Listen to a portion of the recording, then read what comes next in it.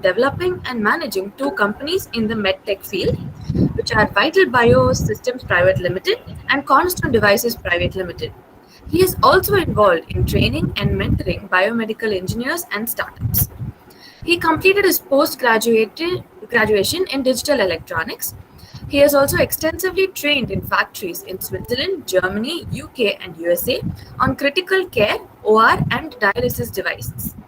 Starting off as a sales or service engineer at IMI Medical Private Limited, Chennai in 1987, he went on to become the service manager R&D in the same company.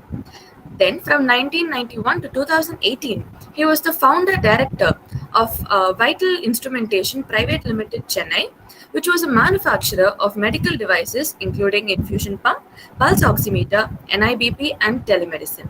He is currently the founder and chief consultant of Neodynamic Solutions Chennai, which is a company which is an agent or distributor for overseas manufacturers of medical devices, modules, and accessories. He is also currently the founder director of Cornerstone Devices Private Limited Chennai, which is a startup in developing a guidance system for CT guided intervention. He is also the founder and managing director of Vital Biosystems Private Limited Chennai, which is a distributor for overseas manufacturers of finished medical devices. His other activities also include training and mentoring BME trainees and biomedical engineering students. He mentors startups pre-incubated at IIT MHTIC. He works alongside universities to impart technical and life skills to students. He conducts training and workshops for biomedical engineers in hospitals, and he is also a member of Board of Studies in several engineering colleges. Thank you for accepting our invitation and coming here to talk to us today, sir. Thank you very much, Kavya, and that's a pretty long introduction, and I know perhaps my accomplishments are not as great as they seem, but I do have more companies that I have founded other than those that were mentioned. So I actually started my actual career when I just finished school. So my first project, which was a business, was soon after I finished my 12th standard.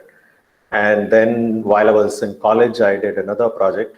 And so it seems that entrepreneurship has been there in my blood.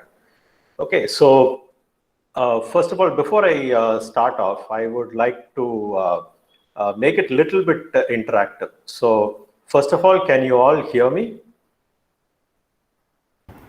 Yes, sir. Yes, sir. Yes, sir. All right. Thank you. Can you all see my screen? Yes, sir. Yes, sir. Yes. All right, great. So you can use the chat, the message box, if you would like to. I think that would be a good option if you want to say something, because I have it open next to me. And also going forward, what I would like to do is to bring in a little bit of entrepreneurial aspect of what I do into this talk.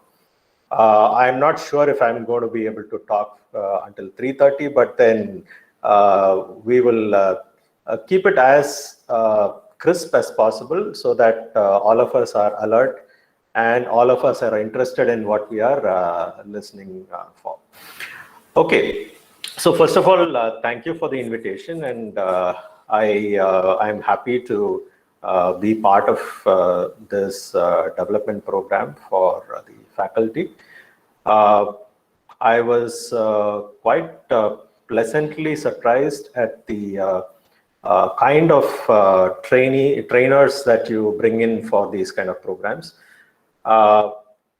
And even going back to 2020, early 2020, when I was invited to attend one of those retreats, I was very pleasantly surprised at the kind of quality of people that you bring in, so that the entire program was really effective, optimized, and worth being part of. So soon after that, I was quite impressed with uh, the facilities that you have, with the faculty that you have, and with the overall experience of SSN.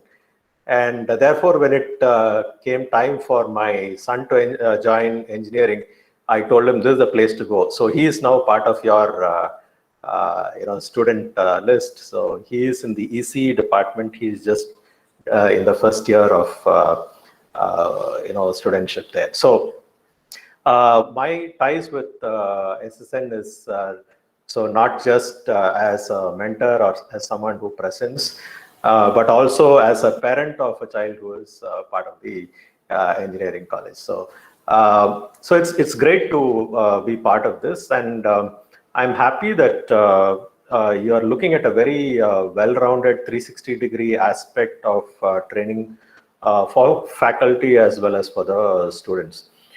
So as we go forward, what I'd like to do is to have a little bit of interaction. So I'll do the first segment of my talk, and then before I come to the product itself, we will pause and I will take any questions that may be there, so that it's not just me talking. Is that okay? Yes, sir. Yes, sir. So when I pause, I would like to have some answers. So just to make sure that I'm still heard, and Google Meets is not a very familiar platform for me. I normally use Zoom, but many times I've had experiences when the slides were not moving and nobody told me, and I was on the first slide, and I was what was shown was the first slide, but what I was on was the 8th or 9th slide. And finally, someone told me, the slides are not moving. So I would like to have quick interaction so that, we optimize the time and spend it usefully. Okay, so how many of you have a good idea about the radiology segment and specifically CT related segment? I can, you can put it in the chat, or you can, unmute and speak. Chat would be good. How many of you are familiar with CT devices? Okay, right. I have a few. Someone is familiar, someone is a fresher, that's fine. Okay, yes. I have a theoretical idea, very good. I think there are more than 4, yeah, 5, yeah, thank you. All right, so I'm going to be talking about the CT space.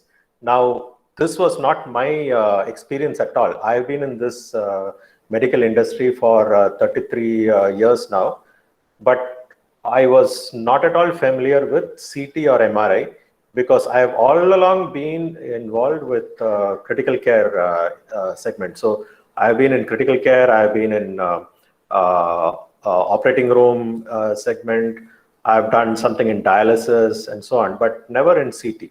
So 2017, when I met my co-founder, Dr. Roy Santosham, he tried to explain the product that he had developed or ideated. And so when he showed me what it was, for me, it was all Greek and Latin. I couldn't really understand the whole product.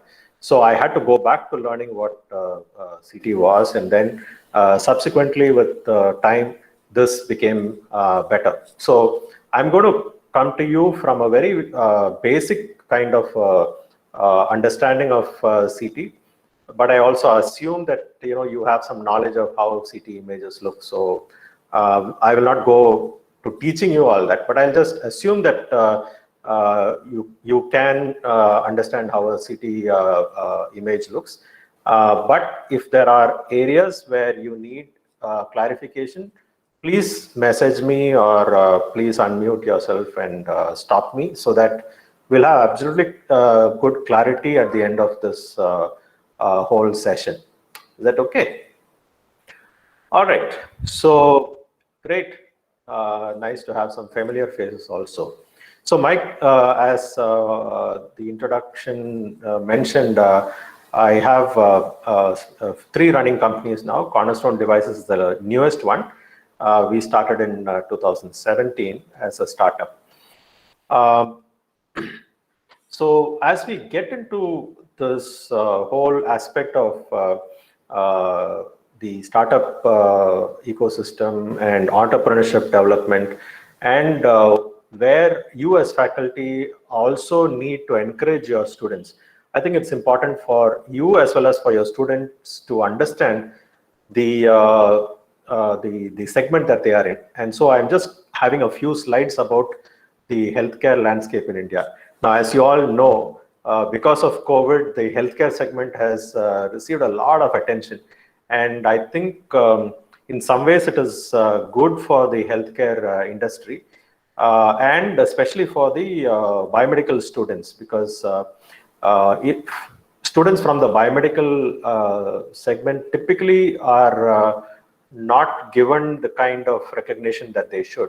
But I believe very strongly that with faculty and colleges like yours, you should really pioneer this aspect of building very strong entrepreneurship culture in among your students. And through that, whether they start a company or whether they go and join a company, they will always have the right understanding of what they are called to be. So they will be wherever they are, they will be a business like themselves. So even if they are in a company, they will treat themselves as a business owner who is serving the company that they are working in. So I think that's the kind of the feeling that you need to inculcate in their minds, so that it is really ingrained in them that they are not in this just to get into a hospital or just to get into a business or to develop a product, but they are into this for a greater purpose, and they are called to do big things. So keeping that in mind, I think just a quick look at the health care landscape of India. As you can see, it is the second most populous country in the world, so next to China. Then 70% of the population is in the rural areas. They are not in the cities. And 54.7% of the population is in multidimensional poverty. So they're in so many different ways. They are in poverty. There's a high MMR and IMR burden here. There is also a high burden of communicable disease in India, and growing need for communicable diseases. And we are also called the diabetic capital of the world. So all these are the demographics, and it talks about how we are not really geared up with the healthcare system in India. What else? So what is the healthcare infrastructure that we have? Now, 80% of the doctors and 75% of the dispensaries and 60% of the hospitals are situated in urban areas, cities and two-tier cities. Now, the number of beds and nurses and doctors per 1,000 people in India is the lowest in averages of the world segment. Now, the number of beds per population of 1,000 is 0.8 and 0.6 doctors per 1,000 people. Now, that's really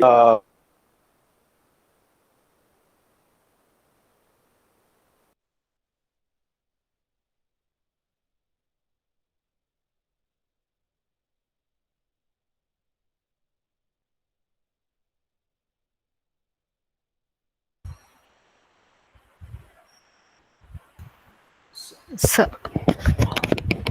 sir, excuse me, sir. Sir, your voice is not audible, sir. I think you have to unmute.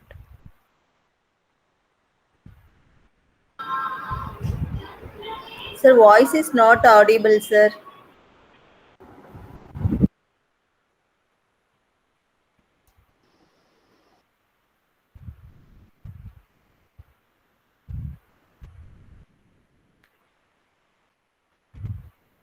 Sir, you have to unmute yourself, sir.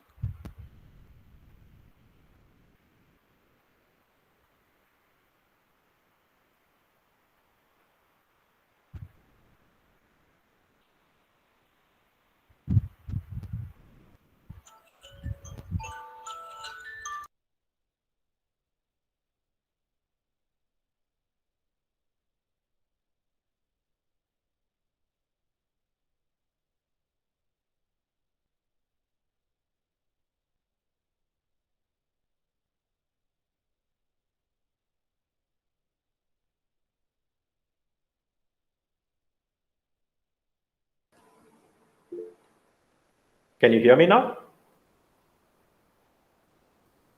Yes, sir. All right. So this is the type of problem that I typically have with Google Meet, but then we'll work with it. Okay. So just hang on. Let me. So is my presentation moving?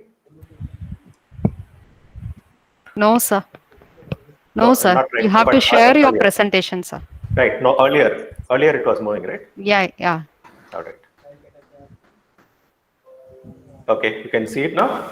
Yes. Yes, sir. Yes, sir. All right. Great.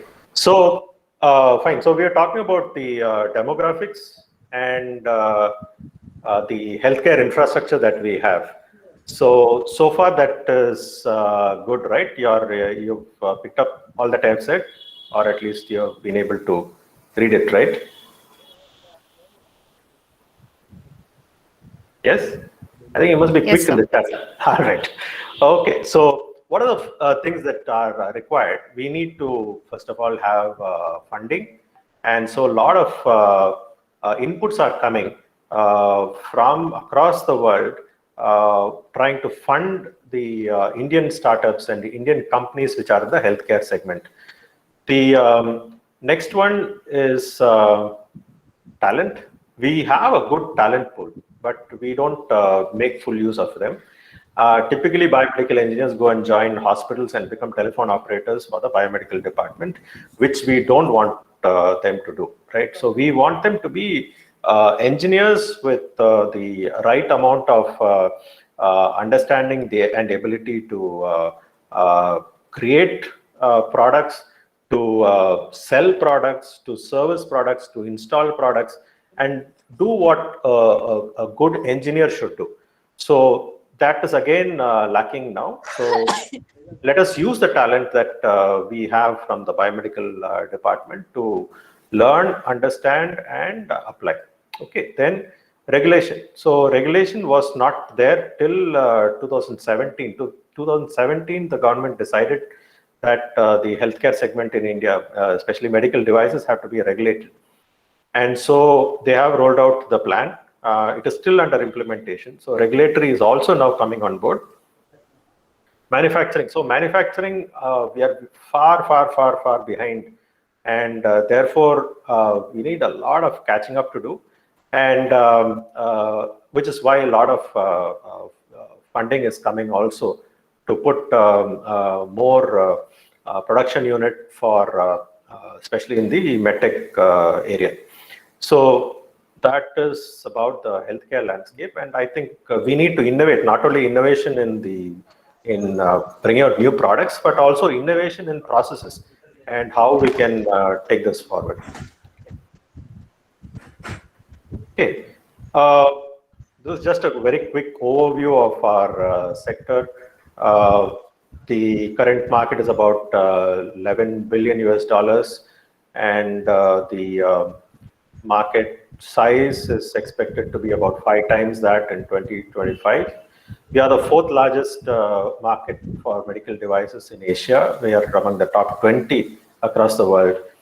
And quite a bit of foreign investments have come in because investing into India for medical devices is currently, without much regulation. Why is this industry growing? So it's a sunrise industry, meaning we are in the nascent stage of growth. We have a huge growing population. So healthcare, definitely that segment grows. Healthcare insurance penetration is also much better now. Where private players were not able to manage the insurance, then the government has stepped in for the patients who are not able to pay for their medical requirements. So health insurance is coming up in a big way, but we also have an aging population. So that means that more healthcare is required. There is a growing middle class, so there is affordability for good medical facilities and healthcare, and also the non-communicable diseases like cancer and heart diseases, diabetes, blood pressure, lifestyle diseases. All those things are increasing in India. So these are all things that you'll need to keep in mind, because for a biomedical engineer, these are signs that the industry has huge potential, right? So always keep them positive about something like this, though it may seem negative from the patient side, it's a positive from the healthcare side. These are some of the key subsectors. So as you can see, diagnostics is probably the largest with 30%. And then consumables, and then the other medical devices like patient monitors, ventilators, ICU equipment, operating room equipment, and all that. Then the orthopedics, IV diagnostics, and so on. So that's a quick look at the key subsectors. What is the government doing? They have made it easier for funding into India. So as I said, 100% foreign direct investment is allowed without government permission. New medical devices rules, as I said, 2017 onwards, it has come into play. Then the national health policy with Ayushman Bharat and all those new names that they have put in, all those are initiatives that the government has taken on. For procurement, they have, especially both central government and state government procurement, they have portals like GEM and other unified portals where you can present your product, your company, and you can make quotations directly online. So it's made easier and more unified in the approach. There are medtech zones which provide a good ecosystem for medical equipment manufacturing, right from design and development to compliance to testing and calibration to manufacturing and all that. So I'll just show you some of those things. Now, increased attention is there in healthcare spending, and as you know, with the COVID, all those things have got much more attention. Then the government is also focused on Startup India. So through the Startup India portal, we have a lot of benefits. MSME, the department is also putting in a lot of efforts to encourage startups as well as the healthcare sector, especially this year. So they give support for manufacturing, they give some capital subsidy and help in research and development as well as the market access. And as you know, under Department of Science and Technology, BIRAC is also providing a lot of seed funding and other kind of support. So these are all things that the Government of India is doing to help the healthcare segment. So the medtech zones are, as I've shown here, but I think the one that is really taken off is the AMTZ, Andhra Pradesh Medtech Zone, where they're fully set up and, it's fully functional. I think the one in Chengalpet, which is coming under Tamil Nadu, that is still, stuck with a lot of issues. In fact, I was with the government officials 3 days back where we were talking about that and to see how we can ensure that that is resurrected and we can get a little bit more traction so that companies from Tamil Nadu can set up here rather than go to MTZ. Anyway, so who are we? I want to just quickly run that through you. When we started Cornerstone Devices, the two of us were the co-founders, that is Dr. Roy Santosham and myself. And we had a chartered accountant also as one of the shareholders. And then since we were incubated in IIT Madras, they are also holding a small stake in the company. To tell you a little bit more about Dr. Roy, he has over 33 years of experience in the radiology segment. He has done more than 4,500 high-risk and complex biopsies and other procedures, needle-based procedures, interventional procedures. He is also the founder member of IACTA, and he has a lot of other societies that he is currently chairing. He is also a professor at Ramchandra Medical College, and he has his own CT unit within Santosham Chest Hospital, which is also where he is also a director. As my experience has already been introduced, so I'm not going to go into that. So the two of us founded Cornerstone in 2017. So now we come to the interesting part of the product itself. Now, so far I've said some things about the ecosystem and the healthcare system. Is there any question on this so far? Or do you have any thoughts to share?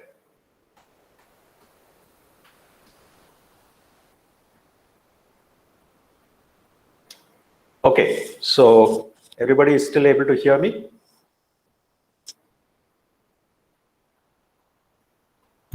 Yes, sir.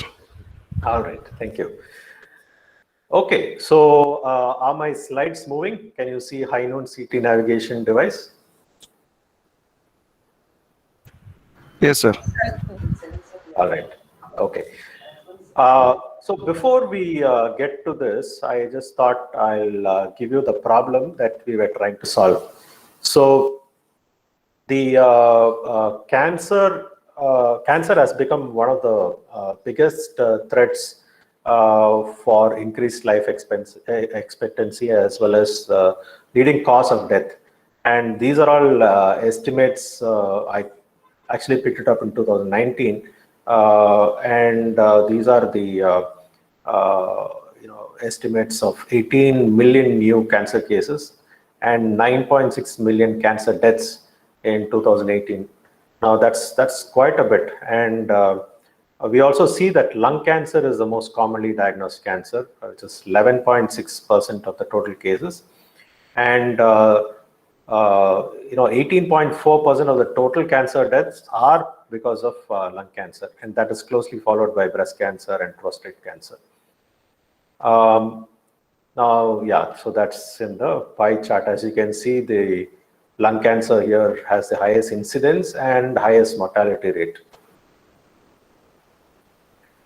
So we know that early diagnosis increases treatment success and efficacy. But there are many times problems to diagnose early on. What is the method that they use typically when they look at the abdomen or the lung? What happens is you have to use a CT guided intervention. So you need, for example, for biopsy, you need to put a needle into the patient and aspirate the sample for biopsy. That's the typical solution. But very few clinicians can do this accurately. The problem is that this intervention through CT guided navigation requires high level of skill and experience because it is done manually. The needle insertions are mostly done blindly, meaning they will take a CT scan, they will determine where the nodule or the lesion is, and they keep the coordinates in their mind, and then they blindly stick the needle into the patient, making some assumptions. Then they do a scan again and check if the needle is on track. Then they will push again, then they will again do a scan to check if the needle is on track. So they keep advancing the needle, again and again, and keep scanning using the CT again and again till they hit the point of interest. Now, this has several problems, which we look at as the risk. So basically, this needle is inserted without any guidance. So they just keep the coordinates in their mind and then insert the needle blind. So because of this and because of the risks, there are very few radiologists who do needle-based procedures, and very few can consistently access small lesions. The risks are many. Because the needle is inserted through trial and error, you can end up inserting the needle and then finding that it is not at the right angle. Then you'll have to take it out and then reinsert, or you have to keep manipulating the needle so that it hits the spot. Many times there is a possibility of hitting a vital organ, which can extend the procedure time. It can even result in complications or death. So that's another big risk. The other thing is also, there is more time required to do this procedure because of the way that it is currently done. So more radiation is there because the patient has to undergo some 5 or 6 CT scans before we know that the needle is in the right spot. There are a lot of complications. There is discomfort to the patient. There is pain because of the manipulation of the needle and so on. And at the end of it all, there is a suboptimal diagnosis and treatment. So this is typically for any lesion which is above 10 mm or 1 centimeter. Now, if you have to do early diagnosis, then you should be able to pinpoint lesions which are even smaller than 10 mm. Only then we can have early diagnosis. So it becomes a huge challenge for the interventional radiologists to access these nodules or lesions. So this is the problem that we are trying to address. So with our devices, it just gives you a snapshot of our product. So it is paired along with a CT machine. Our device actually is mounted on a channel that is across the CT room, and we will show you exactly. I'll show you exactly how it works. So with our device, the radiologist is guided, and because he is guided, he is able to confidently and accurately insert the needle just the first time. You don't need to do another CT scan to check if the needle is on trajectory. You don't need to stop and do any manipulation. Just the first time, you'll be able to insert the needle right on target, even for lesions or point of interest, which is, let's say, even 2 mm. Nobody ventures below 10 mm, but we can offer, even 2 mm of accuracy. So that gives the confidence to the interventional radiologist. It also gives you 3 points of reference, so you can check one point and see if it is inserted correctly. You can check on another point to see if it is going on trajectory. If you can see another one which so 3 points you can confirm that the needle is on trajectory and it is hitting the lesion. Yeah, so Krishna Kumar has asked, is there any repository of images taken from our organs found in our body? Yeah, so definitely, and we'll come to that. So we were able to actually develop the device because we had those kind of data that we could use. Okay, so it also identifies and corrects patient movement. And I'll show you why that is important. Next, there is no extra procedure time. And so basically you are utilizing the CT in a very optimal manner, because all you need is one initial scan, and then you insert the needle and then do a final check scan to make sure that the needle is on target. So the CT time is optimally used. It is easy to use, it is easy to learn, and because of that, you can have almost any radiologist do the procedure. In fact, I can confidently do a procedure of putting the needle into the patient accurately because the device is so easy to use. So any radiologist will have the confidence to use this device. So what are we trying to achieve? So there are about 100,000 CTs across the world, and 4,000 to 5,000 units are getting added every year.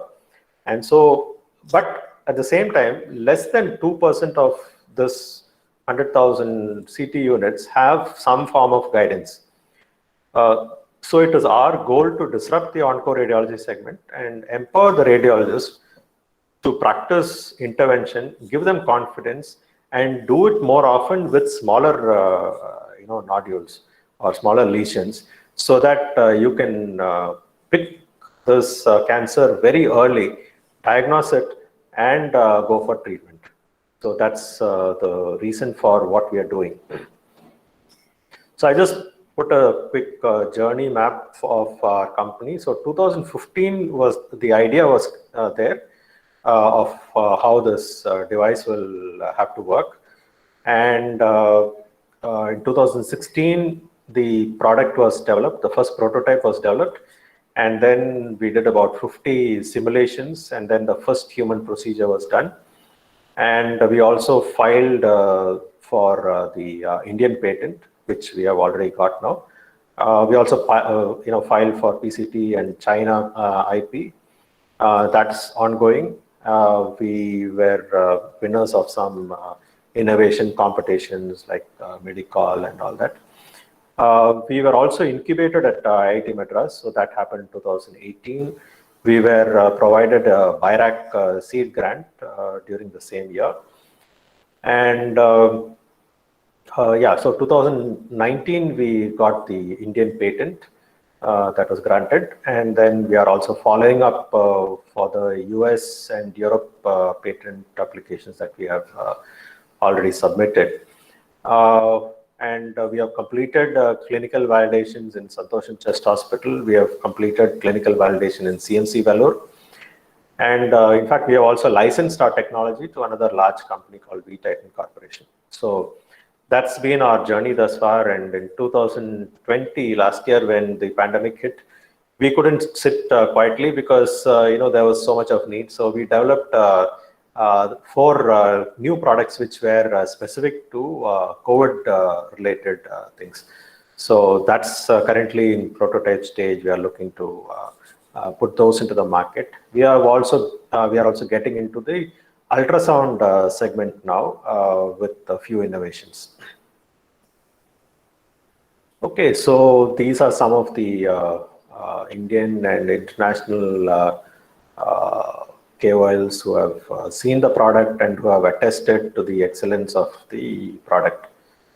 Dr. Tanaka, who is a very, very well-known hepatologist from Japan, and then Dr. Hinshin Rim from South Korea, again a very well-known professor in interventional radiology. Dr. Chaturvedi from Rajiv Gandhi Institute in Delhi, then Dr. Govindraj from Miami, and Dr. Swati here in Chennai, Apollo Vanagaram, and Dr. Kulkarni from Tata Memorial Center in Mumbai. Okay, and we've at least another 30 more testimonials from other radiologists. Okay, so before we actually get into this device, so how many of you have actually seen this about accuracy versus precision? How many of you have seen this diagrams?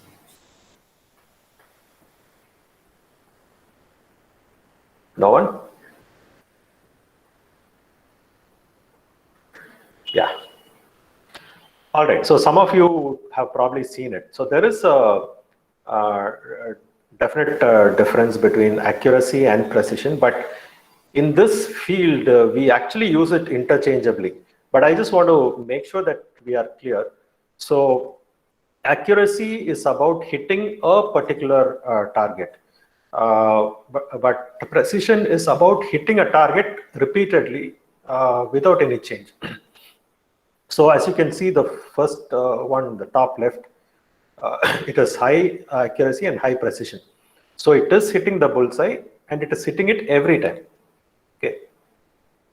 Here on the right top, you see high accuracy, low accuracy and high precision. So it is precise, meaning it is hitting the spot again and again, but it is not hitting it on the bullseye. So it is high precision, but low accuracy. And then high accuracy and low precision, meaning it is hitting around the bullseye, but it's not hitting the same spot again and again. And then low accuracy and low precision means it is all scattered. Right. So why do we need to know this? In the healthcare segment, when we develop products, especially, it is important for us to know what precision means and what accuracy means. Now, it is important that whatever product we develop has high precision. Why?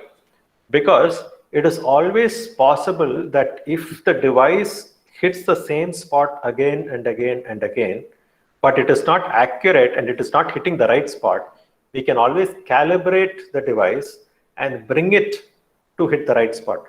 So here, as you can see on the right top, it is hitting the same spot again and again and again, but it is possible through calibration to bring it to the bullseye, like it is on the left top.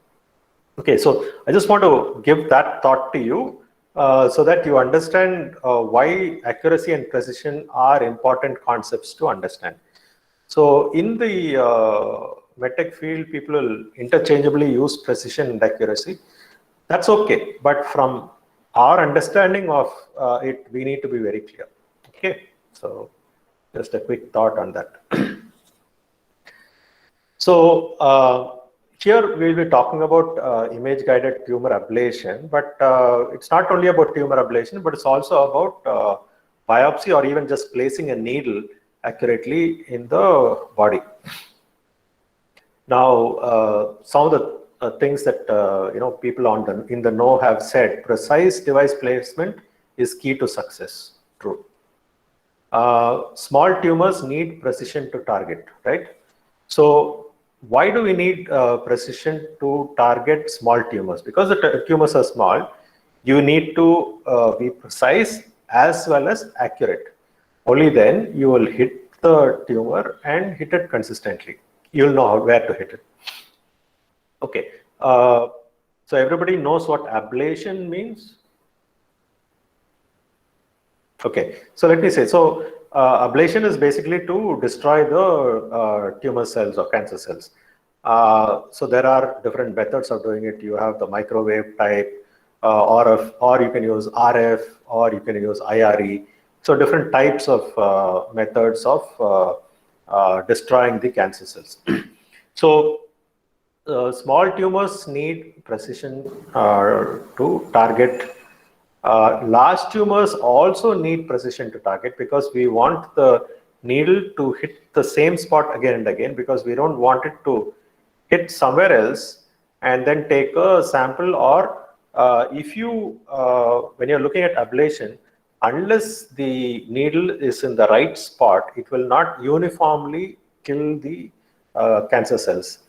If it is, for example, in a large tumor, if it is on the periphery, it will destroy the non-cancerous cells also. But on the other side, where it is, it has to kill the cancerous cell, it will not destroy it. So it's very important, whether it is large tumors or small tumors, there has to be precision, and the needle or the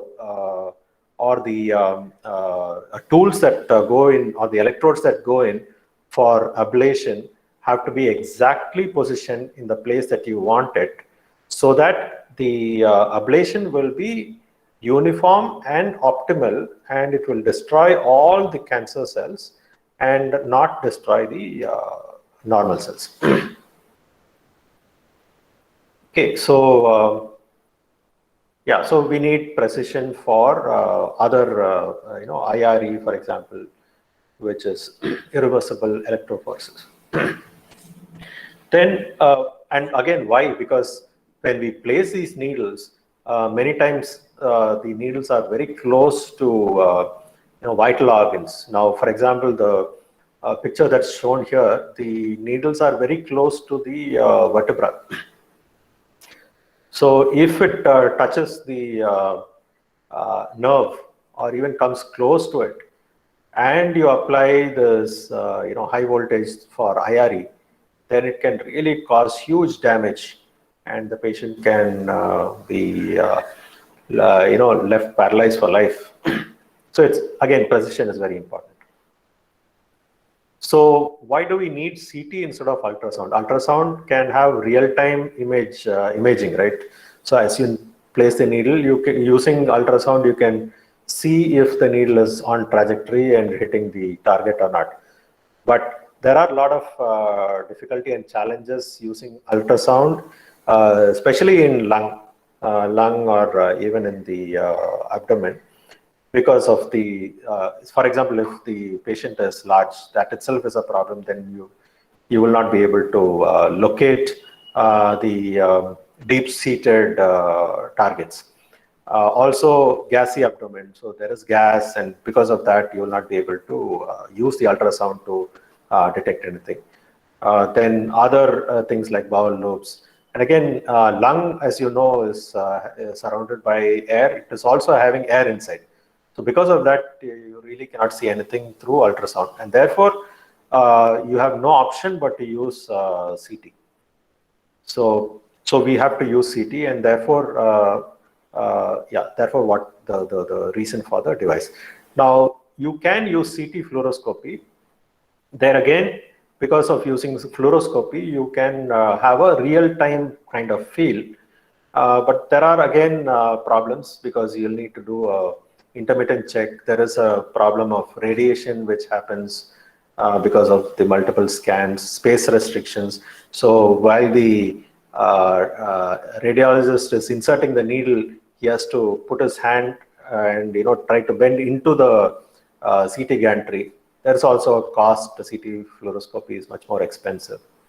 Anyway, so here we come back to why we do what we do.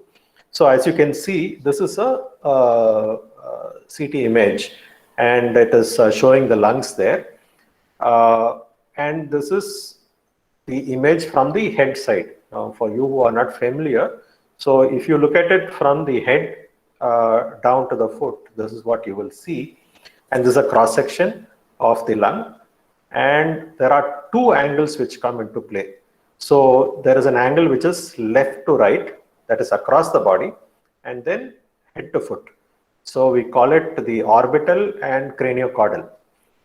So which is nothing but left to right and head to foot. Two angles come into play when you are looking at angulating this needle. So let's say you've chosen the point of interest. You can see a mass there, and we have chosen that as the point of interest. And then we have the entry point, which again we have marked there. So we need to first of all find out what is the depth. So as you can see, the angle is seen, and also you can measure the depth using our device, right? So this is what I explained. There is a left to right or orbital, and then the craniocaudal head to foot angle which come into play. Now, even small deviation in the angle, you can see that it is moving away from the mass. So if you insert it to the right depth and the wrong angle, it will miss the mass, and you will do a biopsy from a normal tissue, and that will be a wrong diagnosis. So it's very important that the angulation is absolutely accurate and precise. Now, this is our device, and it moves on railing along with the CT machine. It works along with the CT machine, right? So the column that he just moved, he is moved to the center of the CT bed, and there is also a phantom, which is like a dummy, and we are going to use that to show you how this device works. Okay. The Phantom also has the internal structures all just like you would see in a CT machine. In a regular body. Our device, it's a close-up, so it has, in the center it has a camera, and then it has 4 LEDs, and it has a laser which projects a crosshair onto the patient. I will show you what it does. So the laser crosshair will fall on the patient. Now here it's just a dummy, and that will help us to take the angle of the needle that we need to place. It also, as I showed you here, this camera that is there right in the middle, the field of vision also gets aligned to the the center of this crosshair, and our device can move craniocaudal as well as orbital angles. And the camera will take a real-time grab from the place that the point of interest or the patient's body where the needle will be placed. But we also create with the software we create a virtual crosshair, the white one, and the green virtual circle. Now, why we do this is one of the points of confirmation. So when we place the needle into the body, we want to make sure that it is right in the center of this green circle. And even though this may seem all confusing to you, when we show you how it is done, you will be able to understand it a little better. Right. So this is the virtual crosshair and virtual circle, green circle. Now that's how it will impinge, or it will be placed on the actual image. So you see the actual image, you can see the laser crosshair, and this here you will see the needle hub in the other images. Okay, so that's how the hardware of the device works. We take the details of the image from the CT machine, and we then put it onto our device, and we have our own PC which does the processing, so that is transferred. So before we do that, go to that, I want to show you how the planning is done.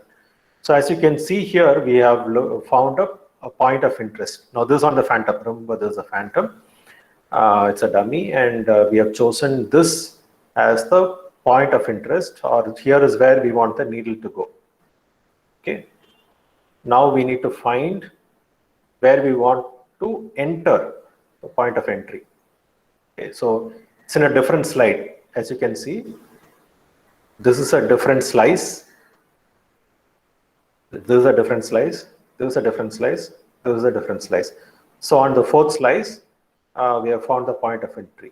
So there will be 2 angles. One will be from the head to foot because it's from a different slice, and it will be the angle which is the the orbital angle, because it will not be exactly from the top in the center. So it will have an angulation.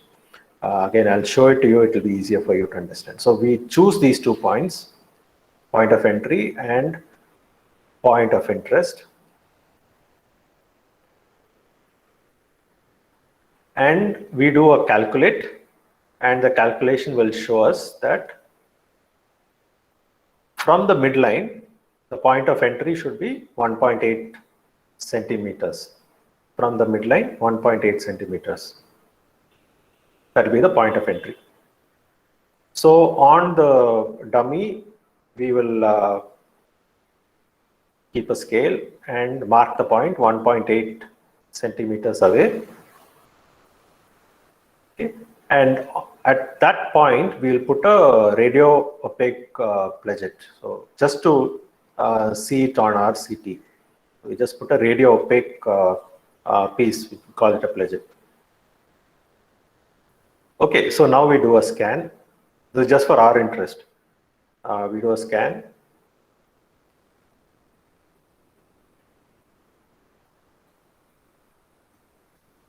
right? So we can see the pledget right on top there, that small white dot, right? You can see that, right? Okay, so we've found that and we have transferred the image to our system. Okay. So we have also marked the point of interest, we have marked the point of entry, and then we do calculate. So when we press calculate, immediately you will get the orbital angulation, you will get the craniocaudal angulation, and automatically you will get the depth of the needle that needs to go into the patient. So here it is 1.8, it is 8.3 centimeters. So 8.3 centimeters of the needle has to go into the patient to hit the point of contact, point of interest. Okay, so then after that, we start the scan. Sorry, we start, press start. And then our device automatically tilts according to the orbital angle and the craniocaudal angle. And then we bring the device to the center and then align the patient, or in this case the phantom, so that the crosshair will hit the point of interest. Okay, so it is right in the place that we had marked. The crosshair is falling.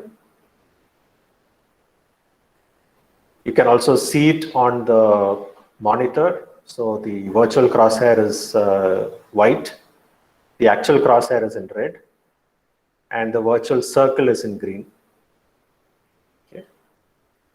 So on the needle, you can measure, you have gradation, so you can take it up to 8.3 centimeters and put the stopper there so that when you press it in, it will, you will know where to stop. Here you can see the needle is being inserted. So as you can see, the shadow of the needle has to align with the crosshairs. You see the needle hub shadow is there. It is aligned with two of the crosshairs on the left and on the bottom. The next one will be a little clearer.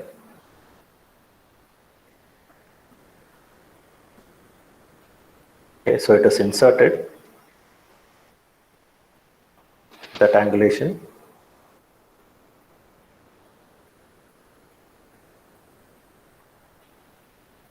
Yeah, so you have to incrementally keep pressing it so that you want to make sure that it is all in alignment. Okay, so it has gone up to the position that the stopper has been placed in.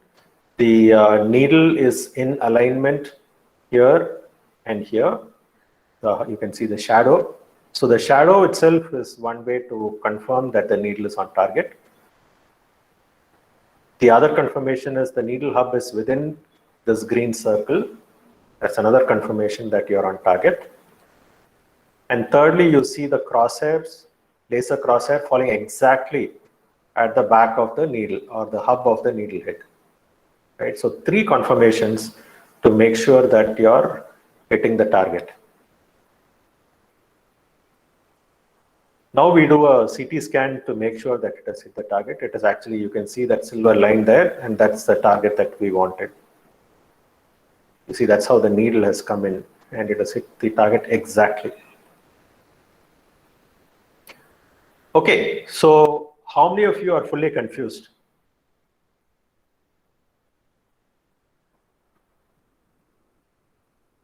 How many of you feel that this is a good way to do a biopsy?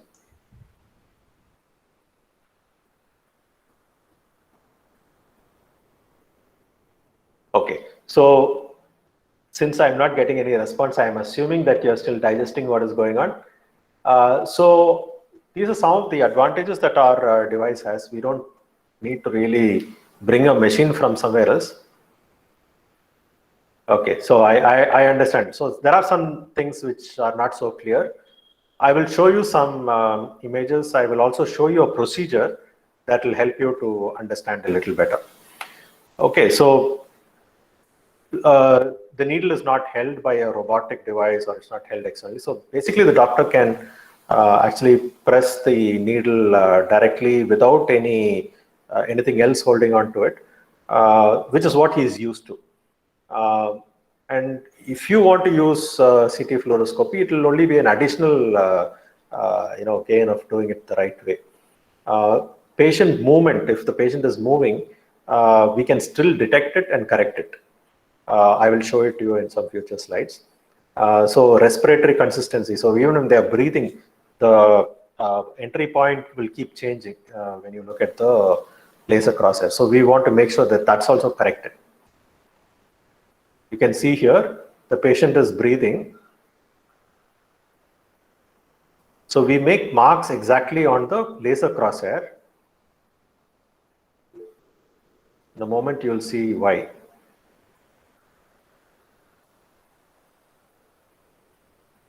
Okay, so you saw him breathing, but we have also put the markers on the laser crosshair.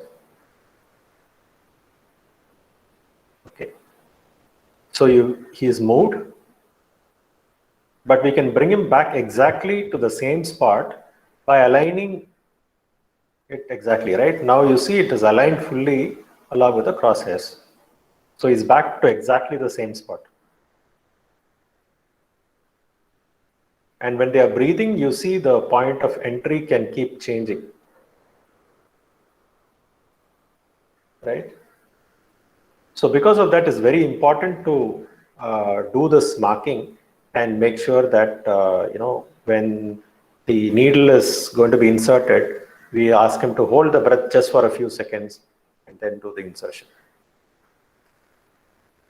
Okay, so this is results of the validation that we did at CMC Vellore. So as you can see, we did 30 high noon. So HN is high noon and FN is freehand. FH is freehand. You can see that the time with high noon is much shorter. Here it's almost, the planning takes only 0.8 minutes, and here it takes 2.8 minutes. Here the average needle insertion time is 2.5 minutes, where it's 5.3 minutes for freehand. Total procedure time, of course, because from the time the patient comes in, changes and all that, it takes, that time is always there, 19.9 and then 25. But again, more important is errors. So much lesser errors. Orbital angle as well as craniocaudal angle is less than half, in fact 1/3 of the errors. And then fewer check scans need to be done. So we have done over 300 procedures already. And okay, I'll just show you a few quick cases. So here there is a deep-seated subcarinal lymph node, which is very difficult to access, mainly because either you can puncture the lung or you can hit the aorta. So planning is very important. So we planned it from the point of entry here to the mass there, the lymph node there. And here you can see the actual needle going in, and it has hit the mass exactly. It's actually from a different angle, same case. Yeah, so the third case here, it's a mass which is touching the diaphragm. I'll show it to you. Right, so here it is right on top of the diaphragm, so it keeps moving. It's very difficult to access because there is constant movement. But because we have this ability to angulate the needle correctly, and because of the correction of the respiratory movement, we are able to hit the target, the node, accurately. That was the planning, and this is the actual placement of the needle. So there's a nodule under the rib. You can see that here. That's also very difficult to access. So you need to go in between ribs from the back and then place the needle. So that was the planning, and this is the actual placement. Okay. The next one is lung RFA, radio frequency ablation, under thoracic paravertebral block. So you can see it's quite a complex move because it's going across many slides, across many slices. So that was another one which was very effective. And then vertebral biopsy is very close to the spinal cord. So you can see the point of interest is, just so close that one false move and, the patient is paralyzed. So again, reason for precision and accuracy. Right on target here.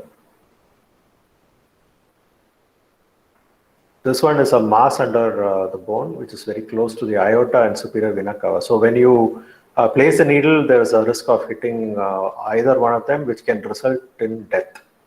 So most doctors wouldn't do this biopsy. In this case, we use the high noon, and then we are able to achieve the target accurately. Yeah. Okay, so here's a live case. If you're interested, I'll play this. This is from CMC Vellore.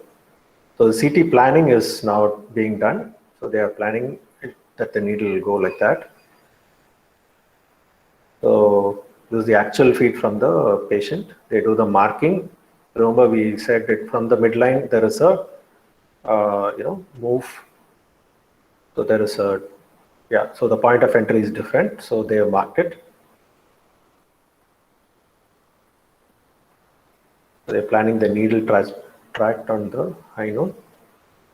Be able to see it actually.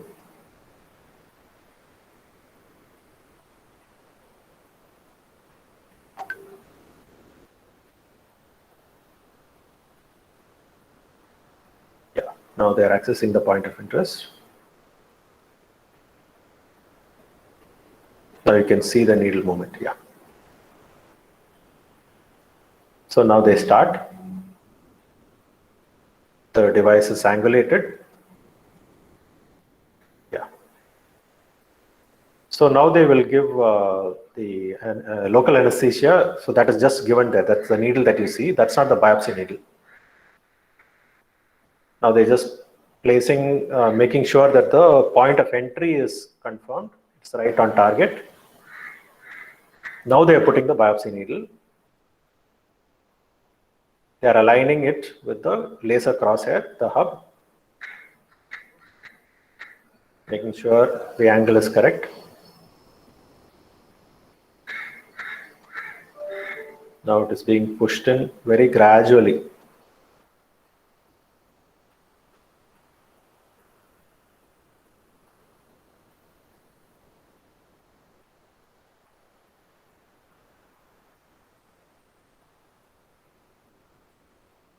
You can see the crosshairs sort of falling on the needle hub. Now they are confirmed that it is online.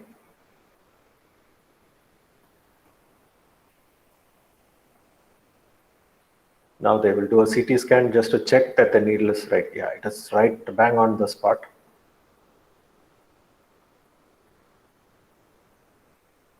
Yeah, it's confirmed.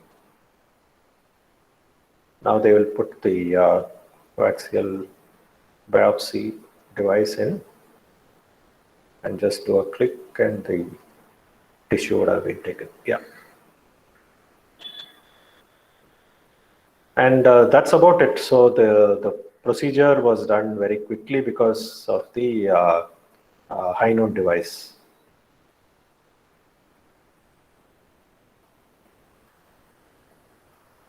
Okay, so that's basically the end of the whole procedure. They just do a post biopsy check to make sure that the It is intact. Yeah. So there are no complications. Okay. So some of the advantages, as I mentioned, the device enhances accuracy and confidence for the radiologist to insert a needle into the patient. Now, there are many things that can be done using the device. First of all, it can be used for biopsy. Secondly, it can be used for tumor ablation. That is, either burning out or using high voltage, microwave, RF to destroy the tumor. Thirdly, it can be used for pain management. So you need to do a nerve block, or you want to place the needle and then put a drug at a particular spot. So for pain management, it is very useful. And if you need to do some drainage procedure, so if there are deep-seated areas where you need to actually drain out the liquid, which is maybe post-surgical care, so you can use this device to target that location accurately. So these are some of the areas that you can use the device for accurately placing a needle into the body.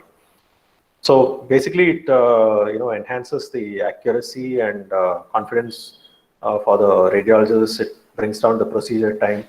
For the patient, it reduces pain and discomfort and extended time. It reduces the radiation to the patient by a lot. So as you can see, maybe there are only 2 scans that are done for the patient with our device, but with freehand method, you will need to do at least 7 or 8 times in order to accurately hit the spot. And again, optimal usage we do not know. Again, like I said, it's very easy to use. Even a layman can insert the needle accurately into the patient. And there's no prolonged training that is required. So it's very simple. And it also can be used along with CT fluoroscopy and make the whole procedure simple. The workflow is not impacted. So the doctor will do what he normally does. So it is not that he has to learn a new method. It's just that he gets guidance with this device. Very importantly, if the patient moves, we can always bring him back and correct the movement. And during respiratory phase, if there is a movement and you wrongly register the point of entry, that can also be corrected. And above everything, of course, it's not expensive compared to the CT machine cost.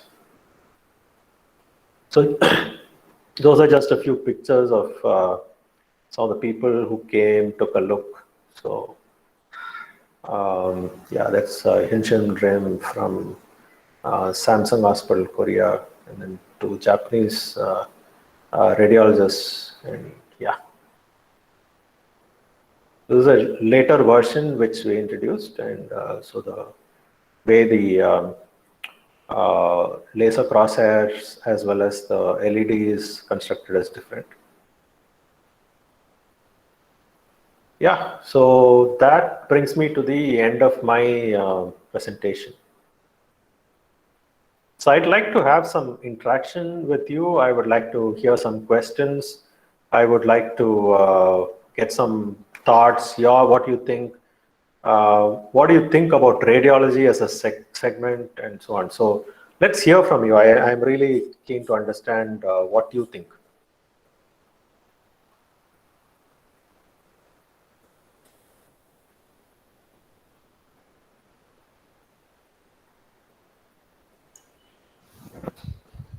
Hi, sir. This is Praveen here. Yeah, hi, Praveen. Yes, sir. Thank you for that wonderful session, and thanks for attending. Accepting our invitation. Just want to know why the name High Noon. Okay. Yeah. So I think many of us are in the wrong generation to know what High Noon is. So High Noon was a very, very famous movie. It's a cowboy movie, which I think was in the 60s. So the movie is called High Noon, and in the movie, the the opponents, they come together for a shootout exactly at noon, so that Okay. there are no shadows.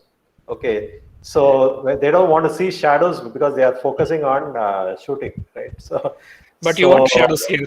we need shadows here, so it's just the opposite of that. Okay. So that's why we call it high noon. Yeah. All right, so right, okay. And also, right now, it is the procedure is done only for the lung nodules. We have other organs also. That can be done. So typically lungs, and then anything in the thoracic area. Like a lot of work has been done on spinal. Then again, like you saw, some of those nodules were in very, very difficult locations in the thorax. But yeah, typically lung, because as I mentioned in the beginning, the lung cancer is more prevalent than others. So we get more cases like that. Right.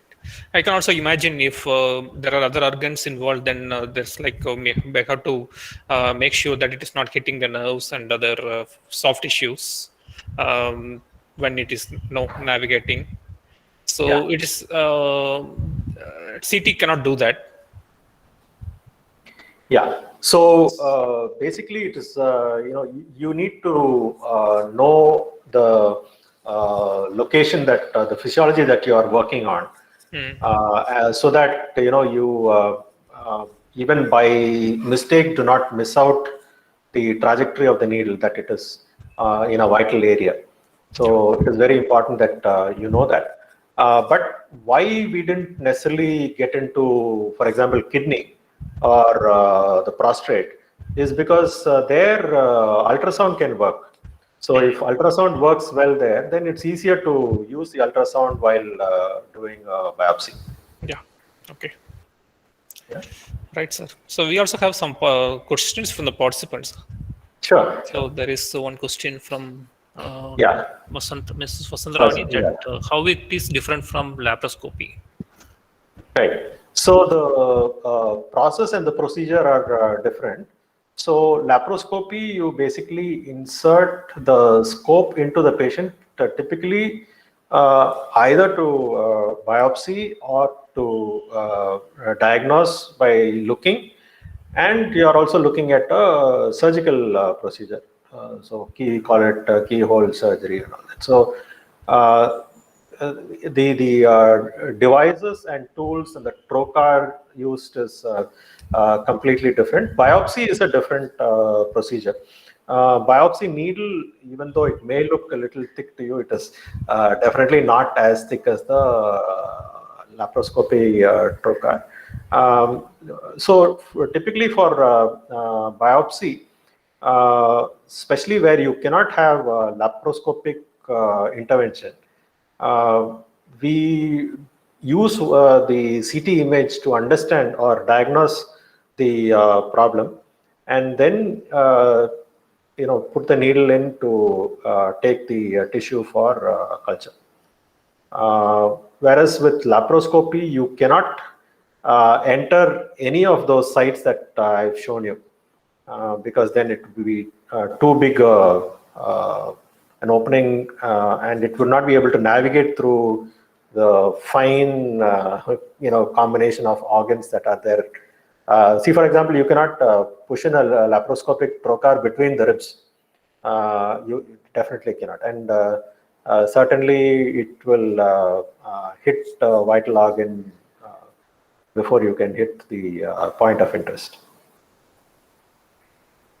So how to control the pressure applied on the needle? It is basically the doctor who has to handle that, because many of them, they are used to doing it manually. Here we are providing them guidance, but they still can push the needle manually because the touch and feel is there. So sometimes, even if a bone is very close to the trajectory, if by mistake they hit the bone, they can get the feedback. The haptic feedback will be there. So then they know they can always go back and then check if the alignments are all correct. So they have to apply pressure, though they need to be very careful as they keep pressing. CMC's case, what you saw, they were very quick because they do so many procedures. So they are extremely fast. Typically, they would do it a little bit slower because sometimes experience also plays a big role in how you apply the pressure on the needle. But again, what I would like to say is, if you are watching those 3 checkpoints, then you can be sure that you are on target. And as long as you have made sure that there are no high risk areas that you are traversing through, you should be good.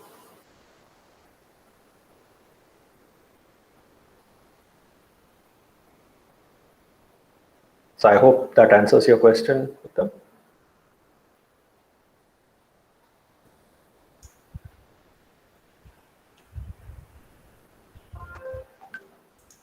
Hello, sir. Yeah. Sir, Yes, sir. Yes, sir. Sir, very good afternoon, sir. I so much impressed on your analysis awareness on the chosen area, sir. But I want to know where you got the interest to select this particular area as your field, and in what way you just lifted up your career, sir. So like that. Okay, so you're talking about why biomedical segment itself, or why radiology? Sir, why you have chosen your career in the field of radiology? That means, Okay. yeah. So which make you interest to choose this field? As well as I want to know where we have to find out these things as a case study, because as an academic researcher, so we want to explore many things, but we wouldn't know where to identify the things. So there are 2 questions, sir. Thank you. Okay, absolutely. So I think it's a very relevant question. So as I mentioned to you, I started my career in medical devices again because it was not how do I say, it was not my choice. So the first job that I started with was in medical devices. So from there, I never changed the segment. So it was more from that's the first opportunity that I got. But once I got into that, I really found that biomedical engineers have a huge role to play in the healthcare sector. So that really gave me the interest and the priority to do what I do properly. Why I say this is because many times without me, the surgery that I was actually part of wouldn't have happened properly if I was not there. Now, somebody else could have come into my place and done the same thing that I did, and they would have had the same result. But what I'm saying is the biomedical engineer plays a big role in surgery, in a therapy, in a diagnosis. And so we need to have that sense of importance, the sense of belonging to the healthcare segment as much as a doctor. So that's very important. So teach your students that. That's very important, that they come up with that self-confidence, that they are as much important in the healthcare industry as the doctors and other paramedical staff are. So that's one. The other thing is in terms of why did I get into radiology?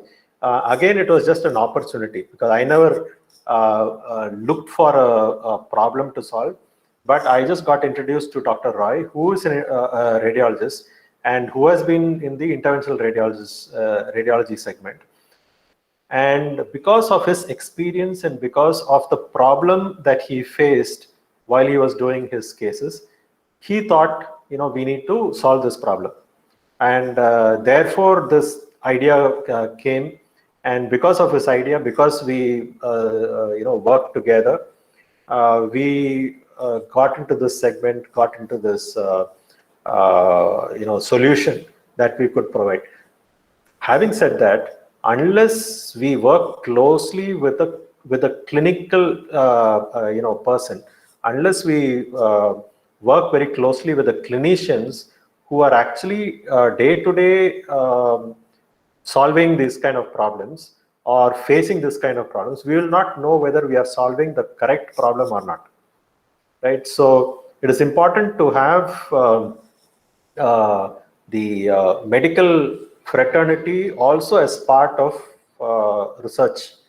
If we are not doing that, what will happen is our design development, research development will be far removed from the actual clinical practice. So it's very important that we need to interact constantly with the medical fraternity. We need to have a few doctors on board who will guide us as to what the problems are and how we can solve the problems. Now, since I got into this kind of an ecosystem, I've had at least 10, 15 doctors tell me, what the problems are. Can you do this? Can you help, make this kind of a tool?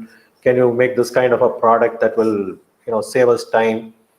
Can you do this that will make this procedure more accurate? So there will be, once you get into the circle of the medical fraternity, they will have 100, problems that you can solve. But make sure that it is validated. You have to have a validation process built in so that you know that you are actually solving a problem for a community and not just for one person. So we should you should ensure that we are doing something that will help the entire community. For example, for radiologists. So yeah, so you've asked, is this process, in this process, whether accuracy is higher or precision is higher? I think both. So we start with precision. So all the hardware that you have selected will be highly precise. Then we do a calibration to make sure that the accuracy happens. Okay. So I hope that answers the question.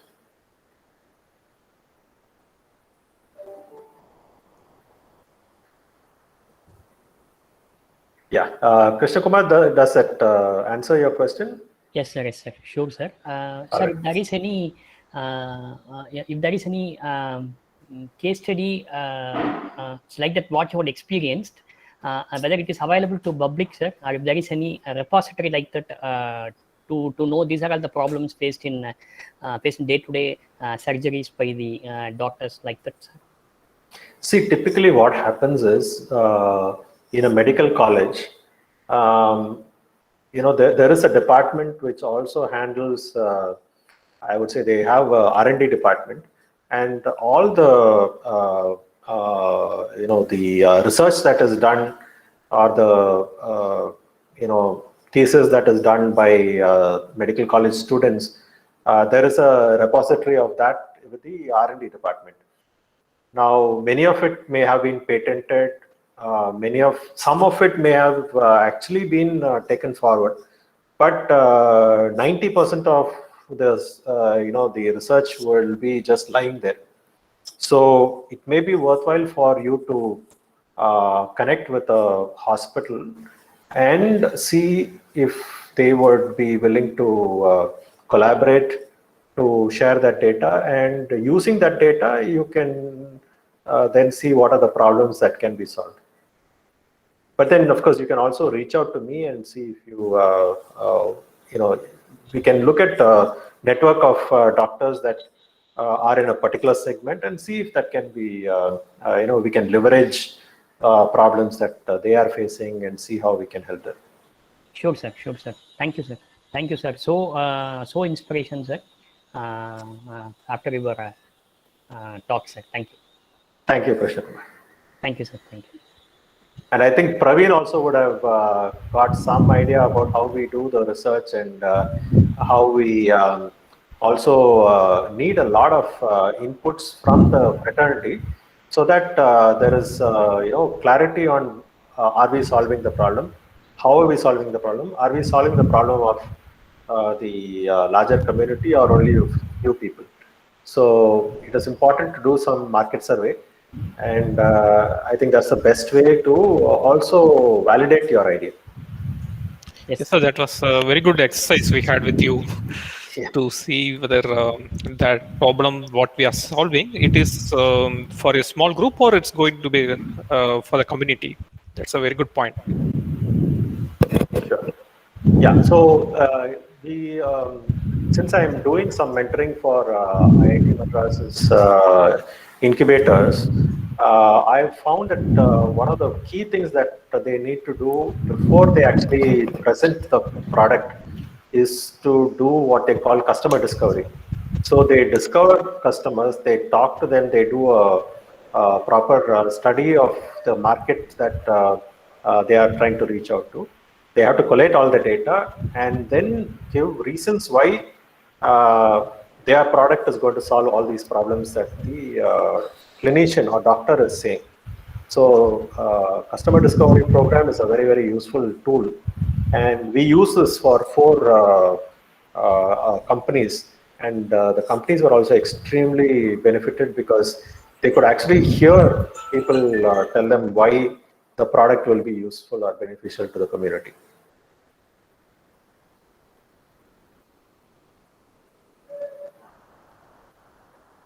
All right. So is there anything else? Any other question? Sir, through IIT Madras, if there is any outreach program regarding the same area, sir, that means in the area of biomedical, once in 6 months or 3 months, like that, sir, anything? See, it will totally depend on the idea or the product that you have. So the concept has to be developed, and some proof of concept has to be developed. So once you have that, if it is a good enough idea, then you can always approach IITM for incubation and things like that. But then I think even your own organization should encourage that and incubate ideas like that. That would really be of much use. And having a tie-up with a medical college will be also very important. I'm not sure, Praveen, is that there already? Yes, sir. Yes, sir. We have tie up with the Chettinad and we have also tie up with the Ramchandra. So we have so great. MOU. Yeah. Yeah. So I think leverage all that, because you can get ideas from the clinical side and then look at incubation within the college, right? That will really, bring a lot of traction for the entrepreneurship development from within the college. Yes, sir. Sure, sir. Thank you. And certainly we can also talk to management and see how that can go forward. Yes, sir. Thank you. Thank you. Any more questions from the participants?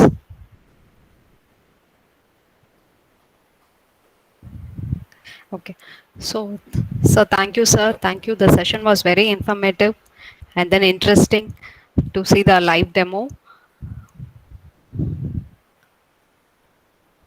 Thank you, sir. Thank you for accepting our invitation, sir. Very nice of you. Yeah. It was interesting to be part of this time. I didn't think I will be able to take it up to 3:30, but then it's already 3:20, which is good. See, a lot of what I said may have not seemed so clear to you, but then once you have a deeper understanding about CT and CT images, then it will become easier. So we can always look at getting some of you who are interested to come to a CT room, see the device, see how a CT works, and so on. So if that opportunity presents itself, why not? We can do that.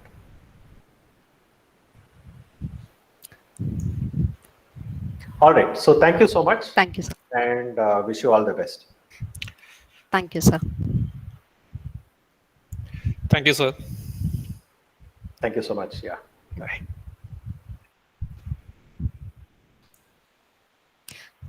Participants, you can fill the feedback form that is available in the chat box.